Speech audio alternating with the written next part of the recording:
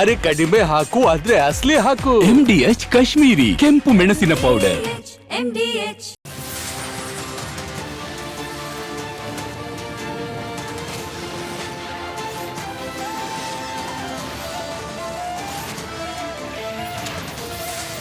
ನೀವು ನೋಡ್ತಾ ಇದ್ದೀರಾ ರಿಪಬ್ಲಿಕ್ ಕನ್ನಡ, ಇದು ನಿಮ್ಮ ಧ್ವನಿ.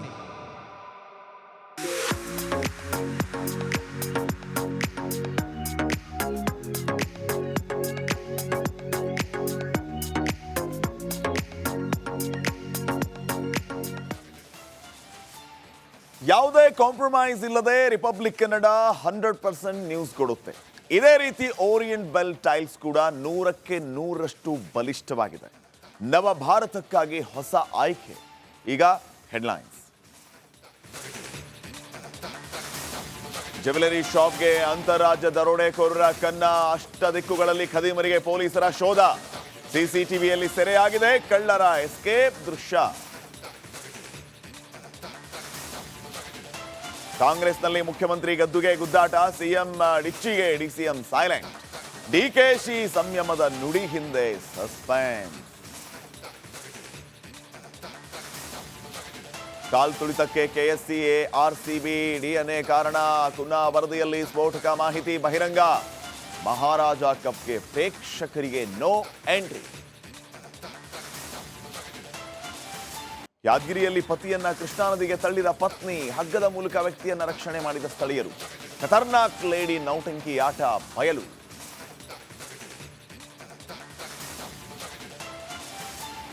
ಇಂಜಿನ್ಗೆ ತೈಲ ಪೂರೈಕೆ ಸ್ಥಗಿತ. ಕಾಕ್ಪಿಟ್ನಲ್ಲಿ ಪೈಲಟ್ಗಳಿಗೆ ಗೊಂದಲ. ಏರ್ ಇಂಡಿಯಾ ವಿಮಾನ ದುರಂತದ ಕಾರಣ ಬಯಲು.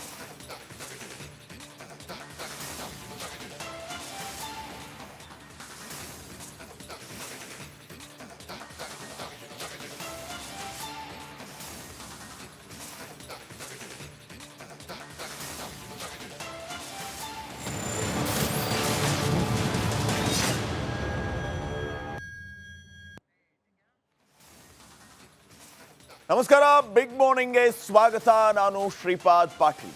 ವೀಕ್ಷಕರೇ, ರಾಜ್ಯದಲ್ಲಿ ಸದ್ಯ ಏನೆಲ್ಲ ಬೆಳವಣಿಗೆ ಆಗ್ತಾ ಇದೆ ಅನ್ನುವಂಥದ್ದು ತಮಗೆ ಗೊತ್ತಿರುವಂತಹ ವಿಚಾರ.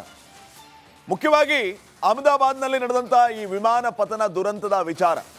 ಅದರಿಂದಾಗಿ 260 ಜನ ಸಾವನ್ನಪ್ಪಿದ್ದು. ಈಗ ಪ್ರಾಥಮಿಕ ವರದಿಯ ಪ್ರಕಾರ ಈ ಒಂದು ಪ್ರಕರಣಕ್ಕೆ ಟ್ವಿಸ್ಟ್ ಸಿಕ್ಕಿದೆ. ವಿಮಾನ ಪತನ ಆಗಿದ್ದಕ್ಕೆ ಕಾರಣ ಏನು ಅನ್ನುವಂತಹ ವಿಚಾರ ಈಗ ಬಹಿರಂಗ ಆಗಿದೆ. ಇದರ ಜೊತೆಗೆ ರಾಜ್ಯದಲ್ಲಿ ಪವರ್ ಶೇರಿಂಗ್ನ ವಿಚಾರ ಸಿಕ್ಕಾಪಟ್ಟೆ ಚರ್ಚೆಗೆ ಗ್ರಾಸ ಆಗ್ತಾ ಇದೆ. ನಾ ಕೊಡೆ ನೀ ಬಿಡೆ ಅನ್ನುವಂತಹ ಪರಿಸ್ಥಿತಿ. ಸಿಎಂ ಸಿದ್ದರಾಮಯ್ಯ ಹೇಳ್ತಾ ಇದ್ದಾರೆ 5 ವರ್ಷ ನಾನೇ ಸಿಎಂ ಆಗಿ ಮುಂದುವರಿತೀನಿ ಅಂತ ಹೇಳಿ. ಈ ಕಡೆ ಡಿಸಿಎಂ ಡಿಕೆ ಶಿವಕುಮಾರ್ ಬೇರೆ ರೀತಿಯ ಮಾತುಗಳನ್ನ ಆಡ್ತಾ ಇದ್ದಾರೆ. ಇವರ ಪವರ್ ಶೇರಿಂಗ್ನ ವಿಚಾರದ ಮಧ್ಯೆ ವೀಕ್ಷಕರೇ, ಒಂದು ವಿಚಾರವನ್ನು ನಾನು ಇಲ್ಲಿ ಹೇಳಬೇಕು. ರಾಜ್ಯದ ರೈತರ ಪರಿಸ್ಥಿತಿಯನ್ನ ಹೇಳತೀರದ್ದು ಕೇಳತೀರದ್ದು. ಜನಪ್ರತಿನಿಧಿಗಳು ತಮ್ಮ ಅಧಿಕಾರಕ್ಕಾಗಿ ಬಡ್ತಾ ಇದ್ದಾರೆ, ಆದರೆ ರೈತರು ಅಲ್ಲಿ ಆತ್ಮಹತ್ಯೆಗೆ ಶರಣಾಗ್ತಾ ಇದ್ದಾರೆ. ಪರಿಹಾರದ ದುಡ್ಡು ಸಿಗ್ತಾ ಇಲ್ಲ. ನಮ್ಮ ನೋವನ್ನ ಕೇಳೋರು ಯಾರು ಅಂತ ಇವರು ಕುರ್ಚಿಗಾಗಿ ಕಿತ್ತಾಡ್ತಾ ಇದ್ದಾರೆ. ಇನ್ನು ಮತ್ತೊಂದು ಕಡೆ ಕಲಬುರಗಿಯಲ್ಲಿ ನಿನ್ನೆ ದರೋಡೆಯ ವಿಚಾರ ಇಡೀ ರಾಜ್ಯದಲ್ಲಿ ಯಾವ ರೀತಿಯ ಚರ್ಚೆಗೆ ಕಾರಣ ಆಯಿತು. ಈ ವಿಚಾರಕ್ಕೆ ಏನೆಲ್ಲ ಬೆಳವಣಿಗೆ ಆಗಿದೆ ಎಲ್ಲವನ್ನೂ ಕೂಡ ನೋಡ್ತಾ ಹೋಗೋಣ. ಇದಕ್ಕೆ ಸಂಬಂಧಪಟ್ಟಂತೆ ನನ್ನ ಕೊಲೀಗ್ಸ್ ಈಗ ನೇರ ಸಂಪರ್ಕದಲ್ಲಿ ಜಾಯ್ನ್ ಆಗ್ತಾ ಇದ್ದಾರೆ. ವಿಮಾನ ದುರಂತದ ವಿಚಾರಕ್ಕೆ ಸಂಬಂಧಪಟ್ಟಂತೆ ಮಾಹಿತಿಯನ್ನು ಕೊಡೋದಕ್ಕೆ ರಂಜಿತ್ ಶಿರಿಯಾರ್ ನ್ಯೂಸ್ ಡೆಸ್ಕ್ನಿಂದ ನೇರ ಸಂಪರ್ಕದಲ್ಲಿ ಜಾಯ್ನ್ ಆಗಿದ್ದಾರೆ. ಹಾಗೇನೆ ಈ ಒಂದು ಜ್ಯುವೆಲರಿ ಶಾಪ್ನ ದರೋಡೆ ವಿಚಾರಕ್ಕೆ ಸಂಬಂಧಪಟ್ಟಂಗೆ ಏನು ನಿನ್ನೆ ಕಲಬುರಗಿಯಲ್ಲಿ ನಡೆದಿತ್ತು ಅದ್ರ ಬಗ್ಗೆ ಮಾಹಿತಿಯನ್ನು ಕೊಡೋದಕ್ಕೆ ನಮ್ಮ ಕಲಬುರಗಿ ಪ್ರತಿನಿಧಿ ಓಂ ಪ್ರಕಾಶ್ ಈಗ ನೇರ ಸಂಪರ್ಕದಲ್ಲಿ ಜಾಯ್ನ್ ಆಗಿದ್ದಾರೆ. ಇಬ್ಬರನ್ನು ನಿಮ್ಮ ಸುದ್ದಿಗಳು ಬಂದಾಗ ಸಂಪರ್ಕ ಮಾಡ್ತೀನಿ. ಈಗ ಮೊದಲ ಸುದ್ದಿ, ಏರ್ ಇಂಡಿಯಾ ವಿಮಾನ ದುರಂತಕ್ಕೆ ಕಾರಣ ಏನು? ಆ ಸಂದರ್ಭದಲ್ಲಿ ನಾನಾ ರೀತಿಯ ಚರ್ಚೆಗಳಾಯಿತು, ನಾನಾ ರೀತಿಯ ಕಾರಣಗಳ ಬಗ್ಗೆ ವಿಮರ್ಶೆಗಳಾಯಿತು. ಈಗ ಒಂದು ಕಾರಣ ಲಭ್ಯ ಆಗಿದೆ. ವಿಮಾನ ಅಪಘಾತ ತನಿಖಾ ಬ್ಯೂರೋ ವರದಿಯಲ್ಲಿ ಏನಿದೆ ಅನ್ನುವಂಥದ್ದು ಬಹಳ ಚರ್ಚೆಗೆ ಗ್ರಾಸವಾಗ್ತಾ ಇದೆ. ಎಎಐಬಿ ವರದಿಯಲ್ಲಿದೆ ದುರಂತದ ಸ್ಫೋಟಕ ಮಾಹಿತಿ. ಬೆಚ್ಚಿ ಬೀಳಿಸುತ್ತೆ 15 ಪುಟಗಳ ಆ ಒಂದು ವರದಿಯಲ್ಲಿ ಏನಿದೆ?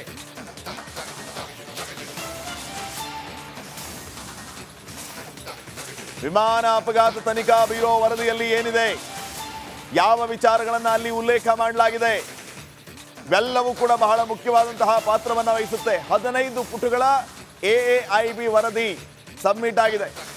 ಆ ವರದಿಯಲ್ಲಿ ಬೆಚ್ಚಿ ಬೀಳಿಸುವಂತಹ ವಿಚಾರಗಳು ಬಹಿರಂಗ ಆಗಿದೆ.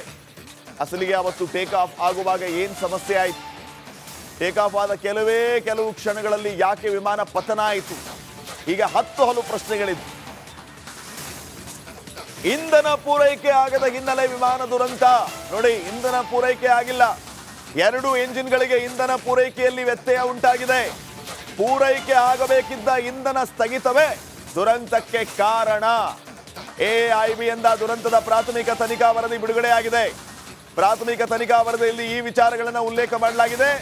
ಅಲ್ಲಿಗೆ ಒಂದಂತೂ ಸ್ಪಷ್ಟ, ಇಂಜಿನ್ಗಳಿಗೆ ಇಂಧನ ಪೂರೈಕೆಯಲ್ಲಿ ವ್ಯತ್ಯಯ ಉಂಟಾಯಿತು. ಪೂರೈಕೆ ಆಗಬೇಕಾಗಿದ್ದ ಇಂಧನ ಸ್ಥಗಿತವೇ ದುರಂತಕ್ಕೆ ಕಾರಣ ಆಯಿತು. ಯಾವಾಗ ಇಂಜಿನ್ಗಳಿಗೆ ಇಂಧನ ಸಪ್ಲೈ ಆಗಲಿಲ್ವೋ ಆವಾಗ ಆ ಇಂಜಿನ್ಸ್ ಫೋರ್ಸ್ ಅನ್ನ ಕಳ್ಕೊಂಡ್ವು. ಟೇಕ್ ಆಫ್ಗೆ ಬೇಕಾದಂಥ ಆ ಪ್ರೆಜರ್ ಇಂಜಿನ್ಗಳಿಗೆ ಸಿಕ್ಕಲಿಲ್ಲ. ಈ ರೀತಿ ವಿಮಾನ ಪತನ ಆಯಿತು ಅನ್ನುವಂಥದ್ದು. ಸೊ ಇಂಧನ ಯಾಕೆ ಪೂರೈಕೆ ಆಗಲಿಲ್ಲ, ಏನಾಯಿತು, ಇದು ಕೂಡ ಪ್ರಶ್ನೆ ಆಗುತ್ತೆ. ಪೈಲಟ್ಗಳ ಕಾಕ್ಪಿಟ್ ಧ್ವನಿ ರೆಕಾರ್ಡಿಂಗ್ ಡೇಟಾವನ್ನ ಅಲ್ಲಿ ಉಲ್ಲೇಖ ಮಾಡಲಾಗಿದೆ ವರದಿಯಲ್ಲಿ. ಏರ್ ಬೇಸ್ಗೆ ತಲುಪಿದ ಕೆಲವೇ ಸೆಕೆಂಡ್ಗಳಲ್ಲಿ ವಿಮಾನ ದುರಂತ ಆಗಿರೋದು. ಡ್ಯುಯಲ್ ಇಂಜನ್ ಸ್ಥಗಿತವಾದ ಹಿನ್ನೆಲೆ ವಿಮಾನ ದುರಂತಕ್ಕೆ ಕಾರಣ ಆಗಿದೆ. ವಿಮಾನದ ಇಂಜಿನ್ ಸ್ಥಗಿತವಾದ ಹಿನ್ನೆಲೆ ವಿಮಾನ ಹಾರಾಟವನ್ನ ಬಂದ್ ಮಾಡಲಾಯಿತು. ನೋಡಿ, ಒಂದು ವಿಚಾರವನ್ನು ನಾವು ಗಮನಿಸಬೇಕು ವೀಕ್ಷಕರೇ. ಆ ಟೇಕ್ ಆಫ್ ಆಗಿ ಕ್ರೂಸ್ ಲೆವೆಲ್ಗೆ ಹೋಗೋವರೆಗೂ ಇಂಜಿನ್ನಲ್ಲಿ ಟೇಕ್ ಆಫ್ಗೆ ಬೇಕಾದಂಥ ಆ ಫೋರ್ಸ್ ಇರಲೇಬೇಕು. ಆ ಫೋರ್ಸ್ ಯಾವಾಗ ಕಡಿಮೆ ಆಯಿತು, ಏನು ಪ್ರಯತ್ನ ಮಾಡಿದ್ರು ಕೂಡ ಟೇಕ್ ಆಫ್ ಲೆವೆಲ್ ಹೋಗ್ಲಿಲ್ವೋ ಆಗ ಮೇಡೆ ಅಂತ ಅನೌನ್ಸ್ ಮಾಡ್ತಾರೆ ಪೈಲಟ್. ಇದಕ್ಕೆ ಕಾರಣ ಏನು ಅಂತಂದ್ರೆ ಇಂಜಿನ್ಗಳಿಗೆ ಫ್ಯೂಯಲ್ ಸಪ್ಲೈ ಆಗಲಿಲ್ಲ. ಇದು ಯಾಕೆ ಆಗಲಿಲ್ಲ ಅನ್ನುವಂಥದ್ದು ಪ್ರಶ್ನೆ ಆಗುತ್ತೆ.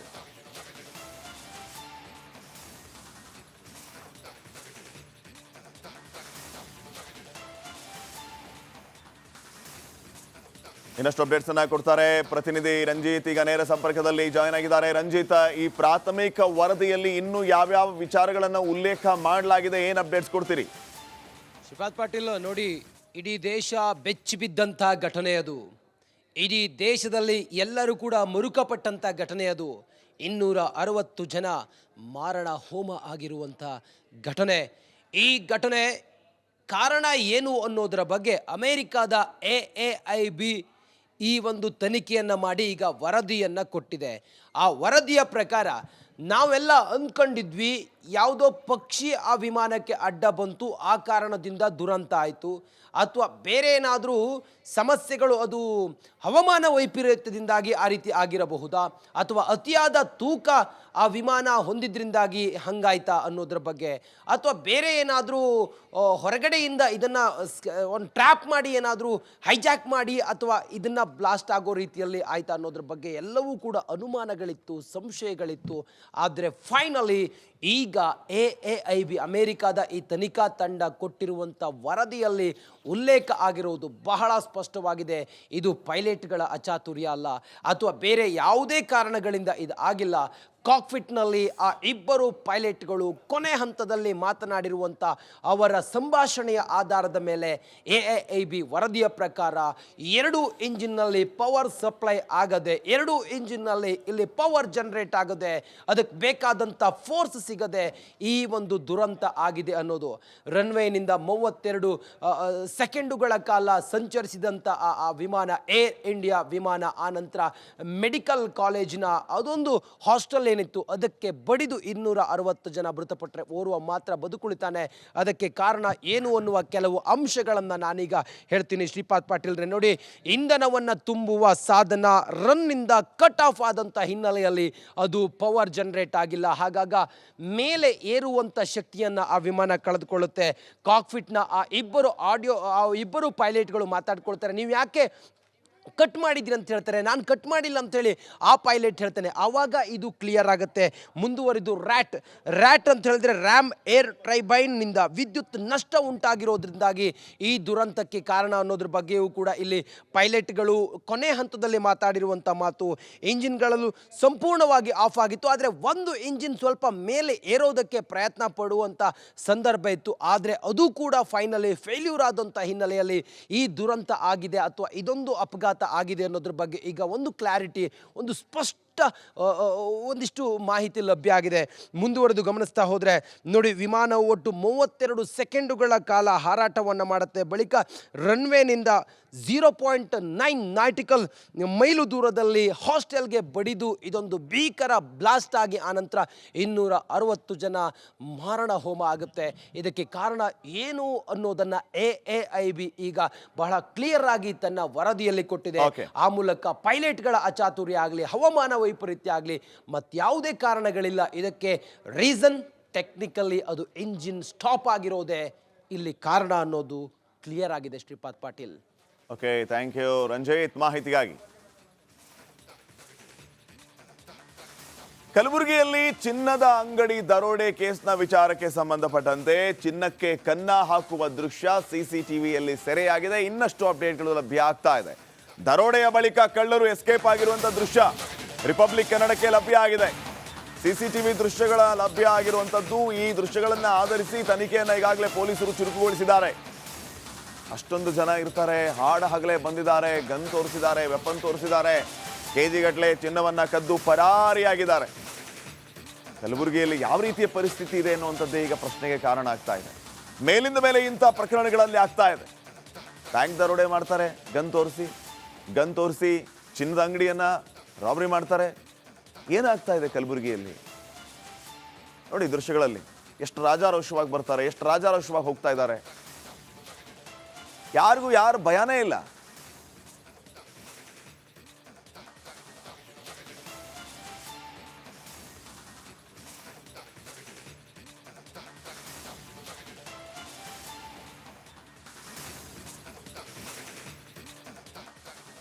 ಸಿಸಿಟಿವಿ ದೃಶ್ಯವೊಂದರಲ್ಲಿ ದರೋಡೆಕೋರರ ಓಡಾಟದ ಸೆರೆಯಾಗಿರೋದು.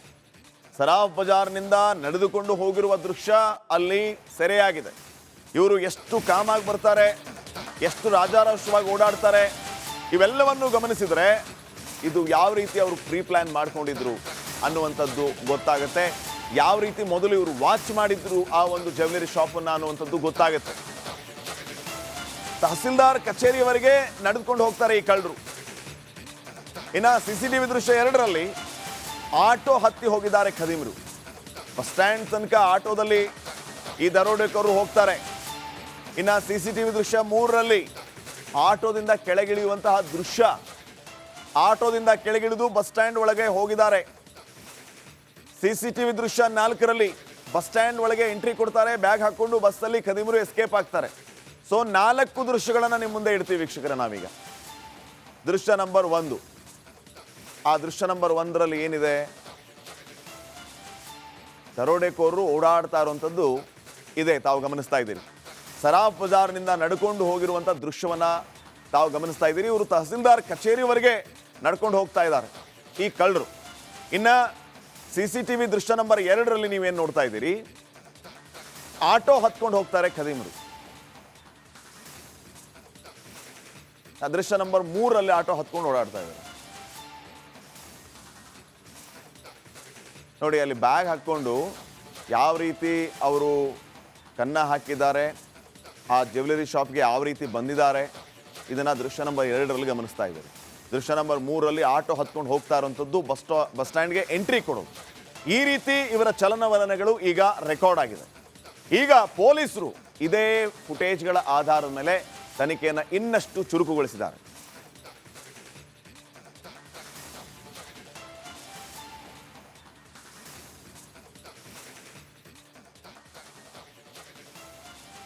ಹಾಗಿದ್ರೆ ಕಲಬುರಗಿಯಲ್ಲಿ ದರೋಡೆಕೋರರ ಪ್ಲಾನ್ ಹೇಗಿತ್ತು? ಪಕ್ಕಾ ಪ್ಲಾನ್ ಮಾಡಿಕೊಂಡು ಖದೀಮರು ಚಿನ್ನವನ್ನ ದರೋಡೆ ಮಾಡಿದ್ದಾರೆ. ಮಾಲೀಕ ಒಂಟಿಯಾಗಿರೋ ಸಮಯವನ್ನ ನೋಡಿ ಎಂಟ್ರಿ ಕೊಟ್ಟಿದ್ದಾರೆ. ಆ ಇಬ್ಬರ ಮಾಹಿತಿಯನ್ನ ಆಧರಿಸಿ ಮತ್ತಿಬ್ಬರು ಗನ್ ಸಮೇತ ಎಂಟ್ರಿ ಕೊಟ್ಟಿದ್ದಾರೆ. ಅಂಗಡಿ ಒಳಗೆ ನುಗ್ಗಿ ಮಾಲೀಕನ ಕೈಕಾಲು ಕಟ್ಟಿ ದರೋಡೆ ಮಾಡಿದ್ದಾರೆ. ಪೊಲೀಸ್ ಠಾಣೆಗಳು ಕೂಗಳತೆ ದೂರದಲ್ಲಿ ಇದ್ರು ಕಳ್ಳತನ ನಡೆದಿರೋದು. ಅಂತಾರಾಜ್ಯದ ಗ್ಯಾಂಗ್ನವರು ಬಂದು ನಮ್ಮ ರಾಜ್ಯದಲ್ಲಿ ಇಷ್ಟು ರಾಜಾರೋಷವಾಗಿ ದರೋಡೆ ಮಾಡಿರುವಂತಹ ಒಂದು ವಿಚಾರ ಏನಿದೆ, ಇವರು ಅಂತಾರಾಜ್ಯದವರು ಅನ್ನುವಂತಹ ಶಂಕೆ ಬೇರೆ. ಈಗ ವೈಯಕ್ತಿಕ ವಾಹನವನ್ನು ಬಳಸಿಲ್ಲ, ಇವರು ಆಟೋದಲ್ಲಿ ಬಂದಿದ್ದಾರೆ. ಆಟೋ ಹತ್ತಿ ಎಸ್ಕೇಪ್ ಆಗ್ತಾರೆ ಕಳ್ಳರು. ಈಗ ಈ ಕಳ್ಳರ ಪತ್ತೆಗೆ ತಂಡ ರಚನೆಯಾಗಿದೆ.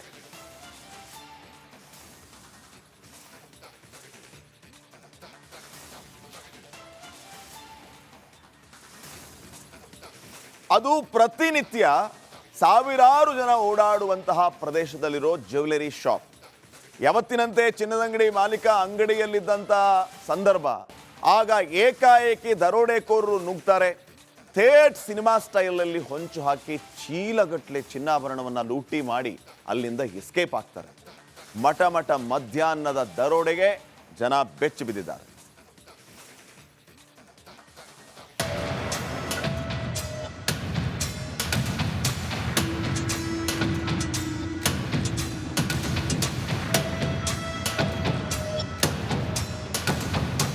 ಇತ್ತೀಚೆಗೆ ಕರ್ನಾಟಕ ಕ್ರೈಮ್ ಸಿಟಿಯಾಗಿ ಬದಲಾಗಿದೆ. ಹಾಡಹಗಲೇ ಬ್ಯಾಂಕ್ ಲೂಟಿ, ಜ್ಯುವೆಲರಿ ಅಂಗಡಿ ದರೋಡೆಗಳು ಕಾಮನ್ ಆಗಿಬಿಟ್ಟಿವೆ. ಇದೀಗ ಬಿಸಿಲನಾಡು ಕಲಬುರಗಿಯಲ್ಲಿ ಥೇಟ್ ಸಿನಿಮಾ ಸ್ಟೈಲಲ್ಲಿ ಕಳ್ಳರು ಕೈಚಳಕ ತೋರಿಸಿದ್ದಾರೆ. ಅದು ನಿತ್ಯ ಸಾವಿರಾರು ಜನ ಓಡಾಡೋ ಜಾಗದಲ್ಲಿ.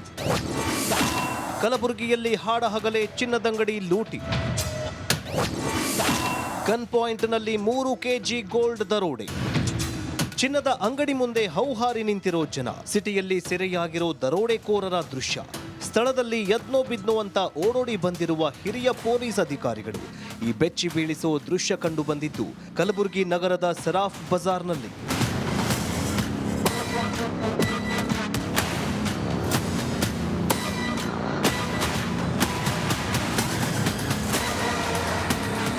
ಸರಾಫ್ ಬಜಾರ್ನಲ್ಲಿರೋ ಮಾಲಿಕ್ ಜ್ಯುವೆಲರಿ ಶಾಪ್ನಲ್ಲಿ ಮಠ ಮಧ್ಯಾಹ್ನವೇ ದರೋಡೆಯಾಗಿದೆ. ಚಿನ್ನದಂಗಡಿಗೆ ನುಗ್ಗಿದ ದರೋಡೆಕೋರರು ಜ್ಯುವೆಲರಿ ಶಾಪ್ ಮಾಲೀಕನ ಕೈಕಾಲು ಕಟ್ಟಿ ಲೂಟಿ ಮಾಡಿದ್ದಾರೆ. ಅಷ್ಟೇ ಅಲ್ಲದೆ ಮಾಲೀಕನ ಬಾಯಿಗೆ ಸೆಲ್ಲೋ ಟೇಪ್ ಹಾಕಿ ಗನ್ ಪಾಯಿಂಟ್ನಲ್ಲಿ ಅಂಗಡಿಯಲ್ಲಿದ್ದ ಚಿನ್ನಾಭರಣವನ್ನ ದೋಚಿದ್ದಾರೆ. ಚಿನ್ನದಂಗಡಿ ಮಾಲೀಕನ ಮುಂದೆಯೇ ಅಂಗಡಿಯ ಅಲ್ಮೇರಾದಲ್ಲಿದ್ದ 3 kg ಚಿನ್ನಾಭರಣವನ್ನ ಲೂಟಿ ಮಾಡಿ ಎಸ್ಕೇಪ್ ಆಗಿದ್ದಾರೆ.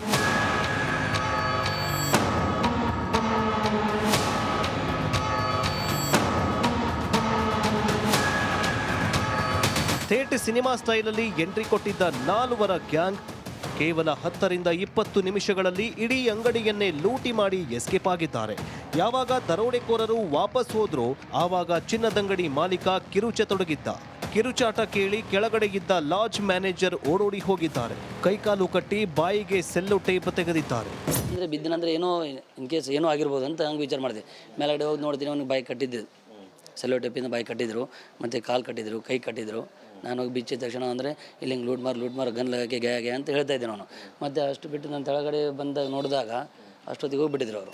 ಸ್ಥಳಕ್ಕೆ ಕಲಬುರಗಿ ನಗರ ಪೊಲೀಸ್ ಆಯುಕ್ತ ಡಾಕ್ಟರ್ ಶರಣಪ್ಪ ಆ್ಯಂಡ್ ಟೀಮ್ ಭೇಟಿ ನೀಡಿ ಪರಿಶೀಲನೆ ನಡೆಸಿದ್ದು ದರೋಡೆಕೋರರಿಗಾಗಿ ಶೋಧ ಕಾರ್ಯ ನಡೆಸಿದ್ದಾರೆ. ಜನದಟ್ಟಣೆ ಇರುವಂಥ ಪ್ರದೇಶ ಇದೆ ಮತ್ತು ಇಲ್ಲಿ ಅಷ್ಟು ಸರಳವಾಗಿ ಅಪರಾಧ ಮಾಡಿನೂ ಕೂಡ ತಪ್ಪಿಸ್ಕೊಳ್ಳಿಕ್ಕಾಗಲ್ಲ. ಈಗ ಅವರಿಗೆ ಏನು ಹೆದರಿಸಿದ್ದಾರೆ ಮತ್ತು ಅವರಿಗೆ ಕೈಕಾಲು ಕಟ್ಟಿರುವಂಥದ್ದು ಎಲ್ಲ ಕೆಲವು ಮಾಹಿತಿಗಳು ನೀಡಿದ್ದಾರೆ.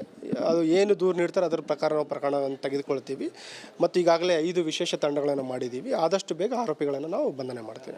ಜನನಿಬಿಡ ಪ್ರದೇಶವಾಗಿರೋ ಸರಾಫ್ ಬಜಾರ್ನಲ್ಲಿರೋ ಚಿನ್ನದಂಗಡಿ ರಾಬರಿಯಾಗಿರೋದು ನಿಜಕ್ಕೂ ಹಲವು ಅನುಮಾನಗಳಿಗೆ ಕಾರಣವಾಗಿದೆ. Om Prakash H Munnar, republic Kannada, Kalaburagi.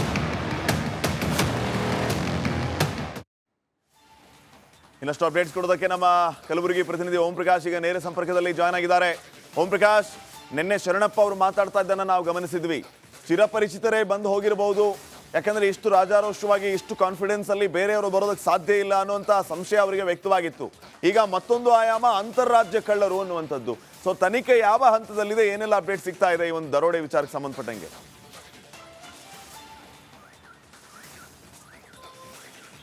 ಶ್ರೀಪಾದ, ಚಿನ್ನದ ಅಂಗಡಿ ದರೋಡೆ ಪ್ರಕರಣಕ್ಕೆ ಸಂಬಂಧಪಟ್ಟಂತೆ ಈಗಾಗಲೇ ಪೊಲೀಸರು ಹಲವು ಆಯಾಮಗಳಲ್ಲಿ ತನಿಖೆಯನ್ನು ನಡೆಸೋದಕ್ಕೆ ಮುಂದಾಗಿರುವಂಥದ್ದು. ಇದೊಂದು ಪಕ್ಕಾ ಪ್ರೀಪ್ಲ್ಯಾಂಡ್ ದರೋಡೆ ಅನ್ನುವಂಥದ್ದು ಕೂಡ ಇದೀಗ ಬಯಲಾಗಿರುವಂಥದ್ದು. ಯಾಕಂತಂದರೆ ನಿನ್ನೆಯ ಘಟನೆಯ ನಂತರ, ಅಂದರೆ ಚಿನ್ನದ ಅಂಗಡಿ ದರೋಡೆಯ ನಂತರ ಪೊಲೀಸರು ಸಾಕಷ್ಟು ವಿಚಾರಗಳನ್ನು, ಮಾಹಿತಿಯನ್ನು ಕಲೆ ಹಾಕ್ತಾ ಇರುವಂಥ ಸಂದರ್ಭದಲ್ಲಿ, CCTV ದೃಶ್ಯಗಳನ್ನು ಪರಿಶೀಲನೆ ನಡೆಸ್ತಾ ಇರುವಂಥ ಸಂದರ್ಭದಲ್ಲಿ ಈ 4 ದರೋಡೆಕೋರರು ಬೆಳಗ್ಗೆ 11:30 ಸುಮಾರಿಗೆ ಸರಾಫ್ ಬಜಾರ್ನಲ್ಲಿರುವಂಥ ಚಿನ್ನದ ಅಂಗಡಿ ಬಳಿ ಬರ್ತಾರೆ. ಮೊದಲು ಇಬ್ಬರು ಏನು ಆ ಅಂಗಡಿಗೆ ಹೋಗಿ ನೋಡ್ತಾರೆ, ಅಂದರೆ ಅಂಗಡಿಯಲ್ಲಿ ಯಾರೆಲ್ಲ ಇದ್ದಾರೆ, ಎಷ್ಟು ಜನ ಇದ್ದಾರೆ ಅನ್ನುವಂಥದ್ದನ್ನು ನೋಡ್ಕೊಳ್ತಾರೆ. ಸೊ ಮೊದಲು ಇವರಿಬ್ಬರು ಅಂಗಡಿಯ ಒಳಗಡೆ ಹೋಗಿ ನೋಡಿದಂಥ ಸಂದರ್ಭದಲ್ಲಿ ಅಂಗಡಿಯ ಮಾಲೀಕ ಒಬ್ಬನೇ ಮಾತ್ರ ಅಂಗಡಿಯಲ್ಲೇ ಇರುವಂಥ ಮಾಹಿತಿಯನ್ನು ಪಡೆದುಕೊಂಡು ನಂತರ ಇನ್ನುಳಿದಂಥ ಇಬ್ಬರಿಗೆ ಆ ಒಂದು ಮಾಹಿತಿಯನ್ನು ರವಾನೆ ಮಾಡ್ತಾರೆ. ಅದಾದ ಬಳಿಕ ಅವರಿಬ್ಬರು ಕೂಡ ಗನ್ನೊಂದಿಗೆ ಒಳಗಡೆ ಬಂದು ಒಟ್ಟು ಇವ್ರು 4 ಜನ ಸೇರಿಕೊಂಡು ಚಿನ್ನದ ಅಂಗಡಿಯ ಮಾಲೀಕನ ಏನು ಕೈಕಾಲು ಕಟ್ಟಿ ಹಾಕಿ ಸೆಲೋ ಟೇಪ್ನಿಂದ ಆತನ ಬಾಯಿ ಮುಚ್ಚಿ ಬಳಿಕ ಅಲ್ಲಿರುವಂಥ ಚಿನ್ನವನ್ನು ದರೋಡೆ ಮಾಡ್ಕೊಂಡು ಎಸ್ಕೇಪ್ ಆಗ್ತಾರೆ. ಅಲ್ಲಿಂದ ಹೊರಗಡೆ ಬಂದ ನಂತರವೂ ಕೂಡ ಇದೊಂದು ಲೋಕಲ್ ಗ್ಯಾಂಗ್ ಅಥವಾ ಕರ್ನಾಟಕದ ಯಾರಾದರೂ ಈ ರೀತಿಯಾದಂಥ ಕೃತ್ಯ ಎಸಗಿದ್ರೆ ಮುಖಕ್ಕೆ ಮಾಸ್ಕ್, ಬೇರೆ ರೀತಿಯಾದಂಥ ಮುಖ ಕಾಣದಂಥ ಒಂದು ಅಷ್ಟು ಮರೆ ಮಾಡಿಕೊಂಡು ಹೋಗುವಂಥ ಕೆಲಸ ಆಗ್ತಾ ಇತ್ತು. ಆದರೆ ಇಲ್ಲಿ ಆತ ಹಿಂದಿ ಮಾತಾಡ್ತಾ ಇರುವಂಥ ಒಂದಷ್ಟು ವಿಚಾರ ಕೂಡ ಗೊತ್ತಾಗಿರುವಂಥದ್ದು. ಜೊತೆಗೆ ಇದು ಒಂದು ಪಕ್ಕಾ ಹೊರ ರಾಜ್ಯದ ಗ್ಯಾಂಗ್ ಅನ್ನುವಂಥದ್ದು ಕೂಡ ಇದೀಗ ಪೊಲೀಸರು ತನಿಖೆ ವೇಳೆ ಬಯಲಾಗಿರುವಂಥದ್ದು. ಹಾಗಾಗಿಯೇ ಸಾಕಷ್ಟು CCTV ದೃಶ್ಯಾವಳಿಯಲ್ಲಿ ಕೂಡ ಅವರ ಎಲ್ಲರ ಮುಖ, ಅಂದರೆ ದರೋಡೆಕೋರರು ಏನು ದರೋಡೆ ಮಾಡ್ಕೊಂಡು ಹೋಗ್ತಾ ಇರುವಂಥದ್ದು, ಬರ್ತಾ ಇರುವಂಥ ದೃಶ್ಯಗಳು ಎಲ್ಲವೂ ಕೂಡ ಸೆರೆ ಸಿಕ್ಕಿರುವಂಥದ್ದು. ಅಲ್ಲಿ ಎಲ್ಲರ ಮುಖ ಕೂಡ ಸ್ಪಷ್ಟವಾಗಿ ಸೆರೆ ಆಗಿರುವಂಥದ್ದು. ಈಗ ಅಲ್ಲಿನ ದರೋಡೆ ಮಾಡಿಕೊಂಡು ಸರಫ್ ಬಜಾರ್ ಚಿನ್ನದ ಅಂಗಡಿಯಿಂದ ದರೋಡೆ ಮಾಡ್ಕೊಂಡು ಹೊರಗಡೆ ಬಂದಂಥ ನಂತರ ಅಲ್ಲಿಂದ ಮೂವ್ಮೆಂಟ್ ಆಗ್ತಾರೆ. ಅಂದರೆ ಅಷ್ಟು ಜನನಿಬಿಡ ಪ್ರದೇಶದಲ್ಲಿ ವೆಹಿಕಲ್ ಏನಾದರೂ ತೆಗೆದುಕೊಂಡು ಬಂದರೆ ಹೋಗೋದಕ್ಕಾಗೋದಿಲ್ಲ ಅಂತೇಳಿ ಆರಾಮಾಗಿ ಬಿಂದಾಸ್ ಆಗಿ ಬ್ಯಾಗ್ ಹಾಕ್ಕೊಂಡು ನಡೆದುಕೊಂಡು ಬರ್ತಾರೆ. ಸರಫ್ ಬಜಾರ್, ಚಪ್ಪಲ್ ಬಜಾರ್ ಮುಖಾಂತರ ಕಲಬುರಗಿಯ ತಹಸೀಲ್ದಾರ್ ಕಚೇರಿವರೆಗೂ ನಡೆದುಕೊಂಡು ಬಂದು ತಹಸೀಲ್ದಾರ್ ಕಚೇರಿಯ ಬಳಿ ಒಂದು ಆಟೋವನ್ನು ಹಿಡ್ಕೊಳ್ತಾರೆ. ಆಟೋವನ್ನು ತೆಗೆದುಕೊಂಡು ನೇರವಾಗಿ ಕಲಬುರಗಿಯ ಕೇಂದ್ರೀಯ ಬಸ್ ನಿಲ್ದಾಣಕ್ಕೆ ಹೋಗ್ತಾರೆ. ಅಲ್ಲಿ ಬಸ್ ನಿಲ್ದಾಣದ ಬಳಿ ಅವರು ಇಳಿತಾ ಇರುವಂಥ ದೃಶ್ಯಗಳು ಕೂಡ CCTVಗೆ ಎಲ್ಲಿ ಸೆರೆಯಾಗಿರುವಂಥದ್ದು. ರಿಪಬ್ಲಿಕ್ ಕನ್ನಡದಲ್ಲಿ ಅದು ಎಕ್ಸ್ಕ್ಲೂಸಿವ್ ಆಗಿ ಸಿಕ್ಕಿರುವಂಥದ್ದು. ಮತ್ತೊಂದು ಕಡೆ ಕೇಂದ್ರೀಯ ಬಸ್ ನಿಲ್ದಾಣದ ಒಳಭಾಗದಲ್ಲೂ ಕೂಡ ಆ ದರೋಡೆಕೋರರು ಎಂಟ್ರಿ ಆಗಿ ಬಸ್ ಮುಖಾಂತರ ಇಲ್ಲಿಂದ ಎಸ್ಕೇಪ್ ಆಗಿರುವಂಥ ಒಂದಷ್ಟು ದೃಶ್ಯಗಳು ಕೂಡ ಇದೀಗ ರೆಕಾರ್ಡ್ ಆಗಿರುವಂಥದ್ದು. ಹಾಗಾಗಿ ಪೊಲೀಸರ 5 ತಂಡಗಳು ಒಂದೊಂದು ಹಂತದಲ್ಲಿ ಪರಿಶೀಲನೆಯನ್ನು ನಡೆಸೋದಕ್ಕೆ ಮುಂದಾಗಿರುವಂಥದ್ದು. ಒಂದಂತೂ ತಂಡ ಈ CCTV ದೃಶ್ಯದ ಆಧಾರದ ಮೇಲೆ ಎಲ್ಲೇ ಹೋಗಿದ್ರು, ಏನು ಮಾಡಿದ್ರು ಅನ್ನೋಂಥದ್ರ ಬಗ್ಗೆ ತನಿಖೆ ನಡೆಸ್ತಾ ಇದ್ದಾರೆ. ಮತ್ತೊಂದು CDR ಅನಾಲಿಸಿಸ್ ಟೆಕ್ನಿಕಲ್ ಆಗಿ ಇನ್ನೊಂದು ತಂಡ ಏನು ಅದನ್ನು ಇದು ಮಾಡ್ತಾ ಇರುವಂಥದ್ದು. ಮತ್ತೊಂದು ತಂಡ ಈ ಬಸ್ನಿಂದ ಹೋಗಿರುವಂಥ ಮಾಹಿತಿ ಪ್ರಕಾರ ಅವರನ್ನು ಫಾಲೋ ಮಾಡೋದಕ್ಕೆ ಮುಂದಾಗಿರುವಂಥದ್ದು. ಇನ್ನೊಂದು ಕಡೆ ಇಡೀ ಇದಕ್ಕೆ ಸಂಬಂಧಪಟ್ಟಂತೆ, ಅಂದರೆ ಘಟನೆಗೆ ಸಂಬಂಧಪಟ್ಟಂತೆ ಟೆಕ್ನಿಕಲ್ ಆಗಿ ಯಾವೆಲ್ಲ ಎವಿಡೆನ್ಸ್ ಸಿಗುತ್ತೆ ಅನ್ನೋಂಥದ್ರ ಬಗ್ಗೆ ಕೂಡ ಮಾಹಿತಿಯನ್ನು ಕಲೆ ಹಾಕ್ತಾ ಇರುವಂಥದ್ದು. ಇನ್ನು ಇಲ್ಲಿ ಆಟೋದಲ್ಲಿ ತೆರಳಿರುವಂಥ ಹಿನ್ನೆಲೆಯಲ್ಲಿ ಯಾವ ಆಟೋವನ್ನು ಬುಕ್ ಮಾಡ್ಕೊಂಡು ಹೋದ್ರು ಅನ್ನೋದ್ರ ಬಗ್ಗೆ ಕೂಡ ಆಟೋದವರಿಂದ ಒಂದಷ್ಟು ಮಾಹಿತಿ ಕಲೆ ಹಾಕೋದಕ್ಕೆ ಆಟೋ ಚಾಲಕರನ್ನು ಕೂಡ ಇದೀಗ ಹುಡುಕಾಟ ನಡೆಸೋದಕ್ಕೆ ಮುಂದಾಗಿರುವಂಥದ್ದು. ಇದು ಭಾಳ ಜನನಿಬಿಡ ಪ್ರದೇಶದಲ್ಲಿ ಈ ರೀತಿಯಾದಂಥ ಘಟನೆ ಆಗಿರುವಂಥದ್ದು. ಮತ್ತೊಂದು ಕಡೆ ಅಲ್ಲೇ 2 ಪೊಲೀಸ್ ಸ್ಟೇಷನ್ ಇರುವಂಥದ್ದು. ಶ್ರೀಪಾದ್ ಪಾಟೀಲ್ ಕೂಗಳತೆಯ ದೂರದಲ್ಲೇ ಚೌಕ್ ಪೊಲೀಸ್ ಸ್ಟೇಷನ್ ಮತ್ತು ಬ್ರಹ್ಮಪುರ 2 ಪೊಲೀಸ್ ಸ್ಟೇಷನ್ ಇರುವಂಥದ್ದು. ಆದರೆ ಹಿಂಭಾಗದಲ್ಲೇ ಸರಫ್ ಬಜಾರ್ ಇರುವಂಥದ್ದು. ಅಲ್ಲಿ ಈ ರೀತಿಯಾದಂಥ ಘಟನೆ ನಡೆದಿರುವಂಥದ್ದು. ಸೊ ಆರೋಪಿಗಳು ಅಲ್ಲಿಂದ ನೇರವಾಗಿ ಈ ರೀತಿಯಾದಂಥ ಕೃತ್ಯ ಎಸಗಿ ಈ ರಸ್ತೆ ಮುಖಾಂತರವಾಗಿ ಅವರು ಬಸ್ ನಿಲ್ದಾಣಕ್ಕೆ ತೆರಳಿರುವಂಥದ್ದು ಕೂಡ ಕಂಡು ಬಂದಿರುವಂಥದ್ದು. ಇನ್ನು ಮತ್ತೊಂದು ಕಡೆ ನೋಡ್ತಾ ಹೋಗೋದಾದರೆ ಈಗಾಗಲೇ ಪೊಲೀಸರ ತಂಡ ಏನು ಸಾಕಷ್ಟು ರೀತಿಯಲ್ಲಿ ಅವರ ಹುಡುಕಾಟದಲ್ಲೂ ಕೂಡ ತೊಡಗಿರುವಂಥದ್ದು. ಸೊ ಹಾಗಾಗಿ ಇಲ್ಲಿ ಸಾಕಷ್ಟು ಮಹತ್ವದ ಅಂಶಗಳು ಕೂಡ ಪೊಲೀಸರಿಗೆ ಸಿಕ್ಕಿದೆ ಅನ್ನುವಂಥ ವಿಚಾರ ಇದೀಗ ಗೊತ್ತಾಗ್ತಾ ಇರುವಂಥದ್ದು. ಶ್ರೀಪಾದ್ ಪಾಟೀಲ್, ಓಕೆ, ಧನ್ಯವಾದ ಮಾಹಿತಿಗೆ ಓಂ ಪ್ರಕಾಶ್. ಸ್ಟೇಡಿಯಂನಲ್ಲಿ ಕಾಲ್ ತುಳಿದಕ್ಕೆ ಆ 3 ಸಂಸ್ಥೆಗಳೇ ಕಾರಣ ಅನ್ನುವಂತಹ ವಿಷಯ ಈಗ ಬಹಿರಂಗ ಆಗ್ತಾ ಇದೆ. RCBಯ 11 ಅಭಿಮಾನಿಗಳ ಸಾವಿಗೆ ಅವರೇ ಕಾರಣ. ಯಾರವರು? ಈ ಎಲ್ಲ ವಿಚಾರಗಳು ಈಗ ಬಹಿರಂಗ ಆಗಿದೆ. ಮೈಕಲ್ ಜಿ ಕುನಾ ವರದಿಯಲ್ಲಿ ಸ್ಫೋಟಕ ಮಾಹಿತಿ. ರಿಪಬ್ಲಿಕ್ ಕನ್ನಡದಲ್ಲಿದೆ ಎಕ್ಸ್ಕ್ಲೂಸಿವ್ ಮಾಹಿತಿ. ಕಾಲ್ ತುಳಿತಕ್ಕೆ RCB, DNA, KCA ಸಂಸ್ಥೆಗಳೇ ಕಾರಣವಾ? CMಗೆ ಸಲ್ಲಿಸಿದಂತಹ ಮೈಕಲ್ ಜಿ ಕುನ್ನಾ ವರದಿಯಲ್ಲಿ ಈ ಎಲ್ಲ ವಿಚಾರಗಳು ಬಹಿರಂಗ ಆಗಿದೆ. IPL ವಿಜಯೋತ್ಸವ ಆಯೋಜನೆ ಬಗ್ಗೆ ಎಲ್ಲ ಉಲ್ಲೇಖ ಮಾಡಲಾಗಿದೆ. ವಿಜಯೋತ್ಸವದ ಪೂರ್ವ ತಯಾರಿಗೆ ಅವಕಾಶವೇ ಸಿಗಲಿಲ್ಲ, ಪೊಲೀಸರಿಗೆ ಅವಕಾಶ ಸಿಗಲಿಲ್ಲ ಅಂತ ವರದಿಯಲ್ಲಿ ಪ್ರಸ್ತಾಪ ಆಗಿದೆ. ಅಂದರೆ ಸಮಯಾವಕಾಶ. ಗುಪ್ತಚರ ಇಲಾಖೆ ಪೊಲೀಸರ ವೈಫಲ್ಯದ ಬಗ್ಗೆಯೂ ಕೂಡ ಇಲ್ಲಿ ಉಲ್ಲೇಖ ಮಾಡಲಾಗಿದೆ.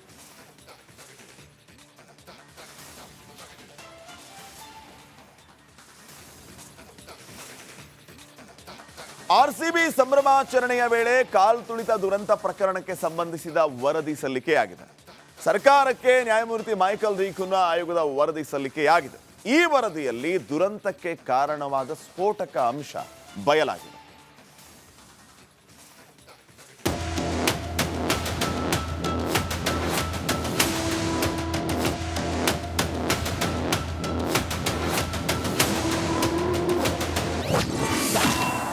RCB ಸಂಭ್ರಮಾಚರಣೆ ವೇಳೆ ಕಾಲ್ತುಳಿತ ದುರಂತ. ಸರ್ಕಾರಕ್ಕೆ ನ್ಯಾಯಮೂರ್ತಿ ಮೈಕಲ್ ಡಿ ಕುನ್ನಾ ಆಯೋಗದ ವರದಿ.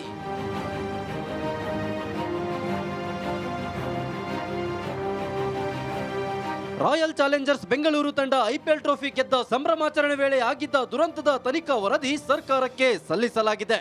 ಜೂನ್ 4ರಂದು ಚಿನ್ನಸ್ವಾಮಿ ಕ್ರೀಡಾಂಗಣದ ಬಳಿ ಸಂಭವಿಸಿದ್ದ ಕಾಲ್ತುಳಿತ ಪ್ರಕರಣದ ತನಿಖೆ ನಡೆಸಿರುವ ನಿವೃತ್ತ ನ್ಯಾಯಮೂರ್ತಿ ಮೈಕಲ್ ಡಿ ಕುನ್ನಾ ನೇತೃತ್ವದ ಏಕಸದಸ್ಯ ತನಿಖಾ ಆಯೋಗ ಮುಚ್ಚಿದ ಲಕೋಟೆಯಲ್ಲಿ ವರದಿಯನ್ನು ಸರ್ಕಾರಕ್ಕೆ ಸಲ್ಲಿಸಿದೆ.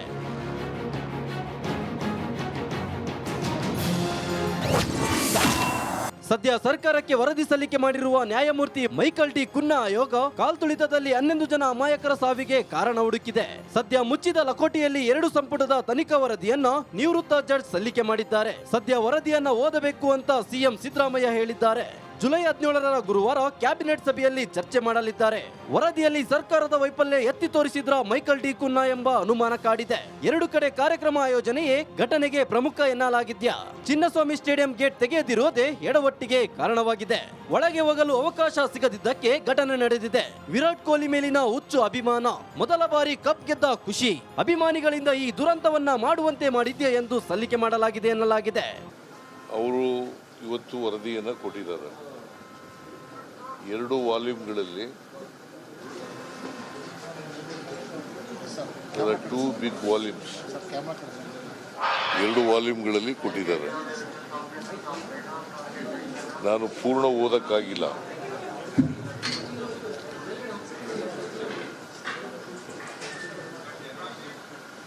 ನಾಳಿದ್ದು 17ನೇ ತಾರೀಕು ಕ್ಯಾಬಿನೆಟ್ ಇದೆ. 17ನೇ ತಾರೀಕು ಕ್ಯಾಬಿನೆಟ್ನಲ್ಲಿ ಮಂಡಿಸಿ, ಇನ್ ದಿ ಮೀನ್ ವೈಲ್ ಅಲ್ಲಿ ಏನೇನು ಫೈಂಡಿಂಗ್ಸ್ ಇದೆ, ಶಿಫಾರಸ್ಗಳಿದ್ದಾವೆ, ಅವನ್ನೆಲ್ಲ ನೋಡಿ ಕ್ಯಾಬಿನೆಟ್ನಲ್ಲಿ ಚರ್ಚೆ ಮಾಡಿ ತೀರ್ಮಾನ ತಗೊಳ್ತೀವಿ. ಇನ್ನು ನ್ಯಾಯಮೂರ್ತಿ ಮೈಕಲ್ ಡಿ ಕುನ್ನಾ ಸಮಿತಿ ಬಳಿಕ ಬೆಂಗಳೂರು ಡಿಸಿ ತನಿಖೆ ಮಾಡಿದ್ದ ವರದಿಯು ಸರ್ಕಾರದ ಕೈ ಸೇರಿದೆ. ಮುಖ್ಯ ಕಾರ್ಯದರ್ಶಿ ಶಾಲಿನಿ ರಜನೀಶ್ಗೆ ಬೆಂಗಳೂರು ನಗರ ಡಿಸಿ ಜಗದೀಶ್ ತನಿಖಾ ವರದಿಯನ್ನು ಸಲ್ಲಿಕೆ ಮಾಡಿದ್ದಾರೆ. ತನಿಖೆಯಲ್ಲಿ 130ಕ್ಕೂ ಹೆಚ್ಚು ಸಾಕ್ಷಿಗಳ ಹೇಳಿಕೆ, ಸಿಸಿ ಕ್ಯಾಮೆರಾಗಳ ದೃಶ್ಯ ಪರಿಶೀಲನೆ ವರದಿ ಅಡಕವೂ ಆಗಿದ್ದಂತೆ. ಒಟ್ಟಾರೆ ಕಾಲ್ತುಳಿತ ಪ್ರಕರಣ ಸಂಬಂಧ ಸರ್ಕಾರಕ್ಕೆ 2 ವರದಿ ಸಲ್ಲಿಕೆಯಾಗಿದೆ. ಮುಂದಿನ ಕ್ಯಾಬಿನೆಟ್ ಸಭೆಯಲ್ಲಿ ಮಂಡಿಸಿ ಹೈಕೋರ್ಟ್ ಸಲ್ಲಿಕೆ ಮಾಡುವ ಸಾಧ್ಯತೆ ಇದೆ. Bureau report, republic Kannada. ಇನ್ನಷ್ಟು ಅಪ್ಡೇಟ್ಸ್ ಕೊಡೋದಕ್ಕೆ ನಮ್ಮ ಪ್ರತಿನಿಧಿ ಸುರೇಶ್ ಈಗ ನೇರ ಸಂಪರ್ಕದಲ್ಲಿ ಜಾಯ್ನ್ ಆಗಿದ್ದಾರೆ. ಸುರೇಶ್, ವರದಿಯಲ್ಲಿ ಏನಿದೆ ಅನ್ನುವಂಥದ್ದು ಬಹಳ ಮುಖ್ಯ. ಇದರ ಜೊತೆಗೆ ವರದಿಯನ್ನ ಆಧರಿಸಿ ಕಾರಣೀಕರ್ತರಾದವರ ಮೇಲೆ ಮುಲಾಜಿಲ್ಲದೆ ಯಾವ ಮಟ್ಟಿಗೆ ಕ್ರಮ ತೆಗೆದುಕೊಳ್ಳುತ್ತೆ ಸರ್ಕಾರ ಅನ್ನೋದು ಮುಖ್ಯ ಆಗುತ್ತೆ. ಏನೆಲ್ಲ ಅಪ್ಡೇಟ್ಸ್ ಕೊಡ್ತೀರಿ?